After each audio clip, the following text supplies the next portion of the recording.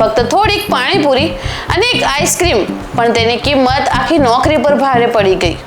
આખરે એવો શું મામલો હતો કે પોલીસ કર્મીને સસ્પેન્ડ કરી દેવામાં આવ્યા? તો વાત એમ છે કે ઉત્તર પ્રદેશના કાનપુરમાંથી એક એવો મામલો સામે આવ્યો છે જે હાલ સોશિયલ મીડિયા પર ચર્ચાનો વિષય બની ગયો છે। આરોપ છે કે ડાયલ 112 ની PVR 9303 પર તૈનાત એક પોલીસ કર્મી કેટલાક ઠેલા અને લારી ચલાવતા વેપારીઓ પાસેથી ગોલગપ્પા અને આઈસ્ક્રીમ લઈને પૈસા ચૂકવતો ન હતો અને કહેવાય છે કે આ ઘટના લાંબા સમયથી ચાલી રહી હતી।